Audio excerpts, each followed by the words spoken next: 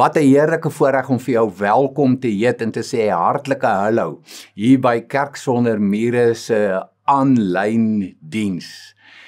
Dis 'n voorreg om so met jou te kan kuier. Dis 'n voorreg om op hierdie manier die woord so met jou te kan deel. Weet, vir ons by Kerk Sonder Mure is dit absoluut prioriteit en belangrik dat ons jou ook op hierdie manier kan help en kan bou met die woord van die Here. En ons begin met 'n nuwe reeks. Ek is verskriklik bevoorreg en ek is verskriklik opgewonde om 'n nuwe reeks af te skop wat gaan oor woorde en die krag van woorde. En ons noem dit baie spesifiek as ek weer kon sê. As ek weer kon sê. En vandag baie spesifiek is woorde weeg nie dieselfde nie. Dink 'n bietjie oor daai ede. Woorde weeg nie dieselfde nie. Maar kom ek bid eers vir ons. Here, baie dankie vir ons saamkuier op die virtuele digitale manier deur 'n skerm en 'n kamera vandag. Wat 'n voorreg om ook op hierdie manier u woord by mense te kan kry. Here, en waar ons afskop en begin met 'n nuwe reeks. Here, kom seën elke woord in hierdie reeks. Mag dit op vrugbare grond val, mag harte geraak word, mag dit regtig mense se lewens rig en lei. Ons verwagting is net in U en van U, Here. Amen. Ek wil begin met 'n aanhaling van 'n baie bekende prediker, maar ook 'n bekende outeur in Amerika. Nogal 'n man vir wie ek baie respek het. Dit is Erwin McManus. In sy heel nuutste boek. Die boek is sy naam is 7 of 7. Dit gaan oor 7 kommunikasiestyle. Dat die oomblik wat jy kommunikasie praat, dan praat jy onder andere woorde. En hy begin sommer baie gou in hierdie boek, dan sê hy die volgende oor woorde. Hy sê, words form sentences. Sentences form paragraphs. Paragraphs form chapters. Chapters form stories. And stories form humans. Dit is 'n gewigtige aanhaling. So as jy so deur hierdie ketting gaan van alles wat hy sê, dan sê hy eintlik vir jou, words form humans. Maar daar's net 'n ketting-effek om te kom by hoe dit jou in jou totale menswees raak. Nou net uit hierdie aanhaling uit en gegeewe hierdie reeks wat nou gaan oor en woorde wat ek kon gesê het, moes gesê het of anders moes gesê het of dalk glad nie moes gesê het nie. Daai woorde het geweldige krag. En ek het so 'n paar inleidende opmerkings wat ek wil maak. Terwyl dit ook die eerste in die reeks is, hier's 'n paar inleidende opmerkings. Die eerste ene is woorde weeg swaar. En jy weet dit. Jy weet baie goed wat ek bedoel met woorde weeg swaar. Hoekom?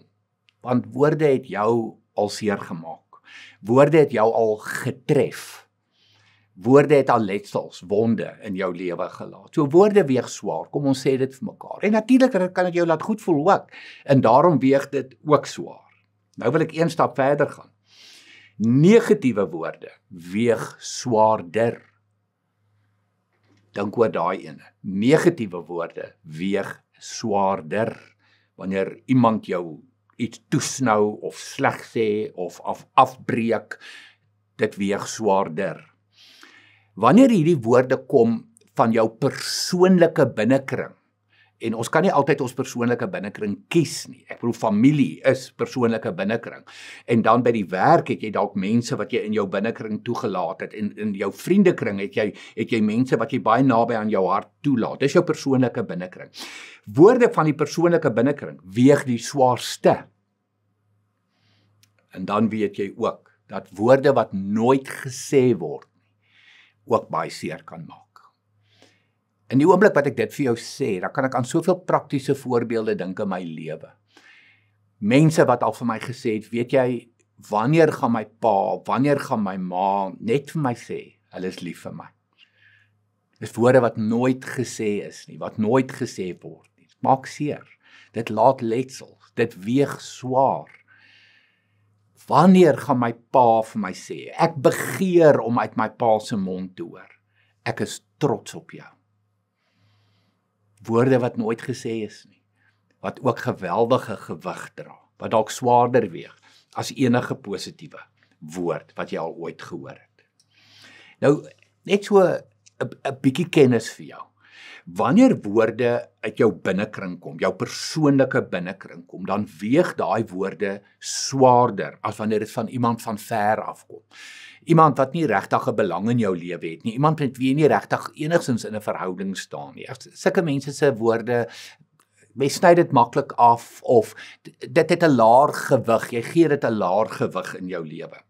Maar in jou kop, in jou brein word neuronbane gevorm wat uiteindelik jou selfspraak word, dit wat jy van jouself dink. En dan spesifiek binne jou persoonlike binnekring, met ander woorde, kom ons sê in 'n kind se geval, woorde van 'n pa of 'n ma of 'n ouer boetie of 'n ouer sussie, daar in jou binnekring, daai woorde help vorm aan neuronbane in jou kop. En uiteindelik is dit wat jy glo van jouself. Dalk is dit ek is dom, ek is sleg, ek is absoluut stupid, ek is onnosel, ek is lelik. Daai tipe van neuronbane vorm juis uit jou persoonlike binnekring. En daarom moet ons so ons woorde tel, moet ons so ons woorde weeg, want hierdie tipe van woorde wat neuronbane bou, weeg baie swaar. Andy Stanley is vir my 'n goeie voorbeeld van 'n verhaal wat ek eendag in een van sy boeke gelees het. Hy was 'n 13-jarige seun. Kom, ek gaan net vir 'n oomblik terug na Andy toe. Andy is vir my een van die wêreld se heel beste predikers. Hy's daar van Atlanta, North Point Community Church. En hy skryf van toe hy 13 jaar oud was. Hy is nie die sportiewe tipe nie. Hy is intellektueel, hy is wat die Bybel aanbetref uitstaande, uitstekend, hy's 'n fantastiese prediker. Maar hy gaan probeer toe die basketbalproewe in Amerika. En 'n afrigter staan langs die veld en gil en skree op hom die volgende woorde. En ek sal hierdie woorde nooit in my lewe weer vergeet nie. Ek wil onthou dit al vir hoe lank. Stanley, you've got no backbone. Jy het geen ruggraat nie. Is 'n afrigter wat dit na 'n 13-jarige seun toe skree. En Andy se eie woorde is, hy sê hy noem dit in sy mid-20s. So kom ons sê plus minus 25 jaar oud. Toe gaan hy vir terapie, toe gaan hy vir berading om oor die effek van hierdie woorde te kom.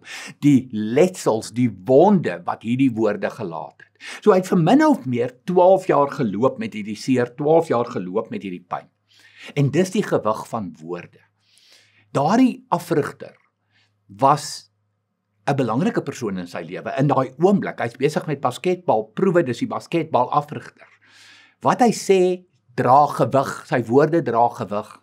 En die man gaan onverantwoordelik te kere met sy woorde, hy dink nie oordentlik nie, en hy rig oneindige skade aan. Nou, ons moet vir mekaar sê, as ons onsself gelowiges noem, as ons onsself kinders van die Here noem, het ons nie die luksheid om vir enige iemand, enige iets op enige manier net te kan sê, soos ons voel en soos ons goed dink nie. Ons kan nie net ons sin kry met hoe ons praat en hoe ons praat en wanneer ons praat en met wie ons praat. As gelowiges is daar vir ons verskriklike mooi riglyne in die woord. En daarom, kom ons kyk 'n bietjie, as Paulus vir my en vir jou in Efesiërs 5 oor die lewe, so kom ons noem hierdie so 'n bietjie die sambreel van die lewe. Dit gaan nie 100% spesifiek oor woorde nie. Ons gaan nou baie spesifiek wat Paulus ons leer oor woorde, gaan ons by kom. Maar kom ons kyk wat sê hy vir ons oor die lewe, wat insluit ons dade en ons woorde. Hy sê, Efesiërs 5 vers 1 en 2, omdat julle kinders van God is en hy julle liefhet, moet julle sy voorbeeld volg. Lewe in liefde, soos Christus ons ook lief gehad het, en om ons ontwil sy lewe as 'n offergawe gegee het. Ja, 'n offer wat vir God aanneemlik is. So wat hoor ons hier? Hoe moet ons lewe? So dit uiteraard ook wat ons woorde aanbetref. Ek sê altyd hierdie woorde, lewe in liefde. Ek sê altyd laat liefde voorloop. Laat liefde jou lei. Kom ons maak dit eenvoudig. Daar's vir jou 'n lese in die lewe. In alles wat jy doen en alles wat jy sê, laat liefde voorloop. Laat liefde voorloop. Hoekom? Lewe in liefde. Lewe in liefde. En baie keer is hierdie liefde opoffering. En dis presies wat in hierdie vers vir ons verduidelik word. Soos Jesus sy lewe opgeoffer het, soos Jesus opgeoffer het terwyl hy op aarde was, dit is hoe ek en jy moet leef. Dis nie net ons gemak, doen wat jy wil, soos jy wil, wanneer jy wil nie. Nee, neem die ander persoon in ag. Nou, dis 'n redelike breë vers, soos ek sê, kom ons noem dit 'n sambreelvers vir die lewe. Nou kom Paulus en hy doen ons die guns in Efesiërs 4, vers 29, en hy sê die volgende spesifiek oor ons woorde. Vuil taal moet daar nooit uit julle mond kom nie. Praat net wat goed en opbouend is, volgens die eis van omstandighede, sodat dit julle hoorders ten goeie kan kom. Hier's 'n interessante woord wat gebruik word, vuil taal. Onmiddellik dink ek en jy, moenie vloek nie. Nou, as jy regtig wil gaan bietjie dieper induik in die woord vuil taal in die oorspronklike Grieks, dan is die Nuwe Testament vertaling gebruik die volgende woord. Vulgêr, so daar's die vloek, en beledigend. Daar's die afbreekend. So dit gaan nie net oor vloek nie en vulgêr wees nie, dit gaan oor vulgêr, vloek, moenie en ook moenie beledigend wees nie. Moenie mense afbreek met jou woorde nie. Dis wat vuil taal beteken. Praat net wat goed is, praat net wat opbouend is. Onmiddellik neem die ander persoon in ag. Dit is ons nou wat dit beteken om die voorbeeld van Jesus te volg, soos ons nou net in die vorige skrifgedeelte in Efesiërs 5 vir mekaar gelees het. So, 'n verdere skrifgedeelte wat ek met jou wil deel, Psalm 141 vers 3. En ek noem hierdie, en dis nou baie persoonlik, Johan, baie subjektief, noem ek as 'n redelike desperate uitroep. Psalm 141 vers 3 sê, sit 'n wag voor my mond, Here. Hou tog wag oor wat ek sê. Hoekom sê ek, dit is half desperaat? Want weet jy wat, ek voel ook partykeer so. Ek voel ook partykeer as ek iets gesê het wat ek weet ek nie moes gesê het nie. Ek is spyt oor wat ek gesê het, of oor die manier wat ek gesê het. Weet, as ek dit net kan oorsê, as ek dit net kan oordoen, as ek dit net weer kan doen. So Here, asseblief, sit 'n wag voor my mond. Hier is die ironie van hierdie vers. Wie is hierdie wagter? Wie is hierdie wag voor jou mond? As jou mond nou soos 'n hek is, want dit is wat die simboliek van hierdie vers eintlik vir ons sê, is jou mond en my mond, dis 'n hek, en ek en jy maak oop, en ek en jy maak toe. So ons moet baie, baie mooi sorg, dat daar nie vuil taal, ons moet nie oopmaak vir vuil taal nie, afbrekende taal, vulgêre taal nie. Hou toe, wie's daai wagter? Dis ek self, dis jy self, ons is die wagter. Maar jy weet presies hoekom hierdie versie nou hier staan. Dis 'n desperate uitroep. Help Here, sit 'n wag voor my mond. En dan natuurlik, maak oop vir die mooi goed. Maak oop vir die mooi goed. As jy mense wil seën, as jy mense wil opbou, maak oop die hek. Laat die woorde uitgaan om mense op te bou. Die prentjie wat ek altyd sien, spesifiek oor woorde, as jy nou kyk na Paulus en jy lees Psalm 141, sien ek 'n prentjie van bouers op 'n bouperseel. So, dink 'n bietjie waar jy al gery het of beweeg het, dalk het jy onlangs dalk 'n huis gebou of vriende het 'n huis gebou en kry die prentjie van 'n bouperseel en 'n gebou wat gebou word. En dit is hoe ek dink oor woorde, en dis wat hierdie skrifgedeeltes my mee help, is om hierdie prentjie te sien van 'n bouperseel. Ek kom daaraan met my sement en ek kom daaraan met my bakstene en die doel daarvan is om te bou. Dis om te bou. Ek kom nie daaraan met hierdie reuse 10 pond hammers en hierdie verskriklike groote sware slopingsmateriaal om 'n gebou te kap en 'n gebou af te breek en 'n gebou te sloop nie. En dis wat ons baie keer doen met ons woorde. Baie keer as ons die beledigende taal, die afbreekende taal gebruik, dan is ons besig om te sloop, ons is besig om te breek, ons is nie besig met die bakstene en met die sement nie. En die uitdaging vir my en vir jou, wanneer ek en jy opdaag op die bouperseel en ons verlaat die bouperseel, dan moet daar bouwerk staan. Dan moet ons positief gebou het, positief ingebou het in iemand anders se lewe. So die hoorders van ons woorde moet gebou word. Dis nie klippe waarmee ons gooi nie, dis bakstene waarmee ons bou.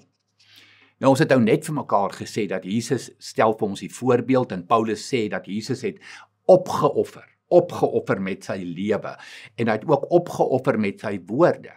Nou Jakobus is vir my die beste voorbeeld hier. Jakobus 1 vers 19. As dit kom by ek kan nie net sê wat ek wil soos ek wil wanneer ek wil nie. En kommunikasie is verskriklik belangrik. Maar 'n belangrike ding wat Jakobus vir ons leer is dat kommunikasie nie altyd net gaan oor woorde nie. So lees saam met my Jakobus 1 vers 19. My liewe broers en uiteraard susters, dit moet julle in gedagte hou. Elke mens moet maar te gewillig wees om te luister. Daar's nommer 1. Wees gewillig om te luister. Nie te gou praat nie en nie te gou kwaad word nie. Wat doen luister? Onmiddellik is die fokus op 'n ander persoon. Onmiddellik is die fokus op iemand anders. Onmiddellik weg van jouself met die fokus op iemand anders. Luister is 'n liefdesdaad. Moet ons net vir mekaar gesê, laat liefde voorloop, ook wat jou woorde aanbetref. En voor jy by woorde kom, luister eers, luister fyn, vra, kom by die wortel van die probleem uit. Dit gaan nie oor ons en wat ons wil en moet sê en kan sê en gaan sê nie. Dit gaan oor wat die ander persoon moet hoor om opgebou te word. Dis diensbaarheid, dis opoffering. Gee jou tyd, gee jou fokus, gee jou aandag vir iemand anders. Luister is liefde. En dan hierdie wonderlike woorde, moenie te gou praat nie en nie te gou kwaad word nie. So moenie te gou praat nie, moenie te gou woorde gebruik. Dink eers mooi, druk die pause knoppie so vir 'n rukkie en moenie te gou kwaad word, moenie jou vererg nie. En nou kan jy heeltemal tereg vir my vra, maar wat van eerlikheid? Ek bedoel, so ver klink dit nou net of ek half sappie moet wees, of ek so half sag moet wees met my woorde, en so half soos die tiener sal sê cheesy en corny moet wees met my woorde. Nee, eerlikheid is belangrik. Ons help nie iemand as ons nie eerlik is nie. Maar daar's ook 'n manier om eerlik te wees. Die Engelse literatuur en die Engelse auteurs gebruik die woord difficult conversations. Dit is 'n verskriklike mooi woord, difficult conversations, maar dit is 'n baie moeilike ding om te doen. Om reguit en eerlik te wees en nog steeds liefde wat moet voorloop en ek doen dit ter wille van 'n ander persoon. Nou ek het myself geleer al en ek het baie ander mense ook al hierdie geleer in my lewe. Dit gaan nommer 1 oor daai persoon. So ek moet eerlik wees. Maar dan die gesindheid waarbinne ek eerlik is. Weet jy, hierdie gesprek wat vir my voorlê is nie vir my maklik nie. Maar ek moet met jou hieroor gesels want my verhouding met jou is vir my verskriklik belangrik. Jou groei in jou menswees is vir my verskriklik belangrik. So, ek gaan nou vir jou sê wat ek op die hart het, rustig en kalm en in die grootste liefde. En dan, ek wil amper sê, as jy so bietjie fondament gelê het vir 'n moeilike gesprek, vir 'n eerlike gesprek, dat die ander persoon jou in die oë kan kyk en jou liefde kan sien en jou liefde kan voel en die belangrikheid van die verhouding kan aanvoel.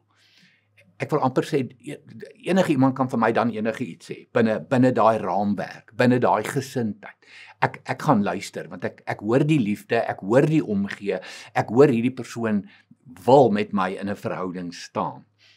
En ons het die verantwoordelikheid om dit te doen. Hoekom?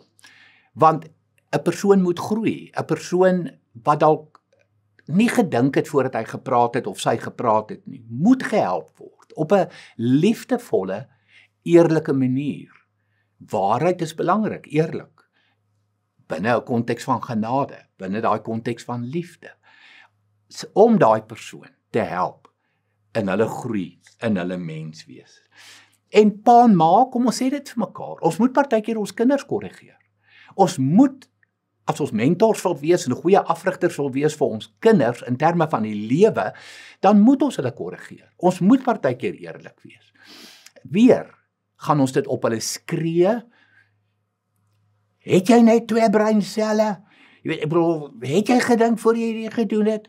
Of gaan ons rustig, kalm, beheerd hulle dien terwyl ons hulle korrigeer.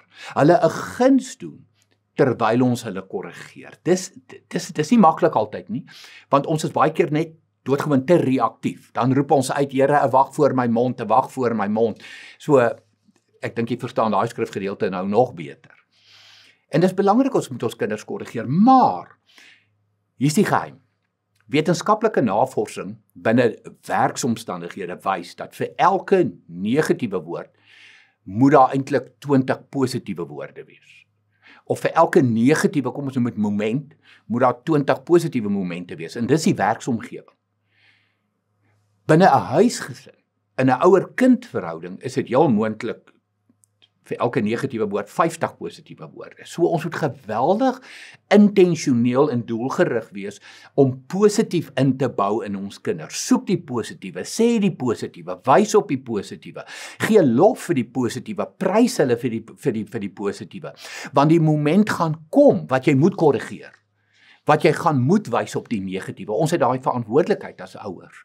Maar dat 'n kind dit dan hoor binne weer die konteks van, dis darm 'n 50-1, of dis ten minste 'n 30-1.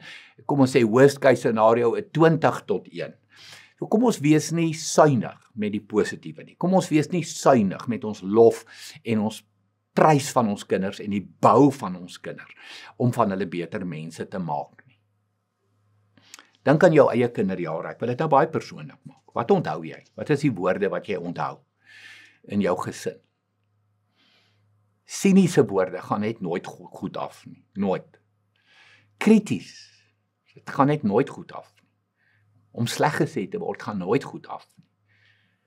En dan natuurlik ook as jy vergelyk word met iemand, dit gaan nooit goed af nie. En dis die goed wat ons baie keer onthou. En soos ek net vir jou reg aan die begin gesê, daardie woorde wat nooit gesê is nie. Ek is trots op jou. Ek het jou lief. Dit is die goed wat ons onthou van ons kinderjare. Ons staan einde se kant toe. Ek is weer by Andy Stanley wat sê, en hierdie is baie tong in die kies, maar baie skerp. Hy sê, no one traces the root of their problems back to too much encouragement. Niemand van ons, die wortel van ons probleme in ons lewe is te veel van die positief, te veel bemoediging, te veel aanmoediging. Nee, ons het dit almal nodig, jonk en oud. Maak nie saak hoe jonk of hoe oud jy is nie. Ons het almal aanmoediging nodig, ons het almal positiewe woorde nodig. So kom ons gee dit vir mekaar. En dan gaan ek nou weer afsluit met die pragtige woorde van Erwin McManus. Weer, ek is terug in die boek van hom wat onlangs uitgekom het, waar hy sê, words can inspire us. Words can elevate us. Words can change our perception of ourselves. Words can change our beliefs. Words can change our dreams. Words can shape our character. Words can change our lives. Words can change the world. Words can create the future. Kom ek en jy verander ons wêreld om ons met positiewe, opbouende woorde. Kom ons sê nee vir die vulgêre en die beledigende en die afbreekende. En kom ons verander hierdie wêreld met ons woorde. So Here, asseblief sit 'n wag voor ons mond.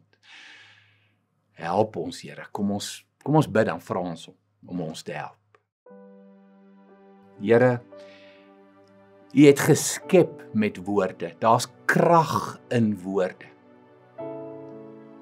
Here, kom herinner ons aan hierdie waarhede uit U woord. Die woorde in Psalms, die woorde wat Paulus vir ons leer uit Efesiërs uit.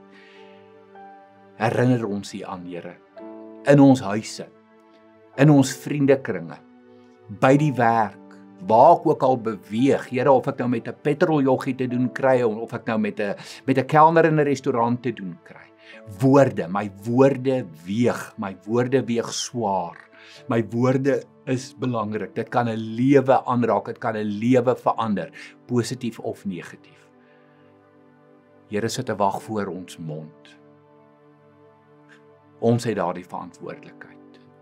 En ons kies om dit op te neem. Heilige Gees, kom herinner ons aan die wag voor ons mond in Jesus naam. Amen. Wat 'n lekkerte om hierdie met jou te kon deel. En onthou, dis die eerste, dis die afskop in hierdie reeks wat gaan oor woorde. So moenie die res mis nie. Hê 'n fantastiese week.